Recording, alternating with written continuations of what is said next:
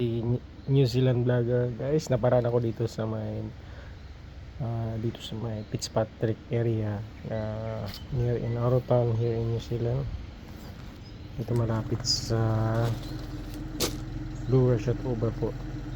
Napakaganda ng area na, misa ko sa mga halaman, sa mga landscape.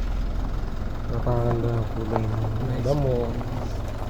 Ang ganda talaga. So, ito naisip ko lang kukuha ng video kung saan ka lang matadaan dito sa New Zealand. Mauwi ka na sa Pinas, hanggang wala naman maganda talaga kasi pangaganda sa ito. Kaya guys, patulong naman subscribe kayo para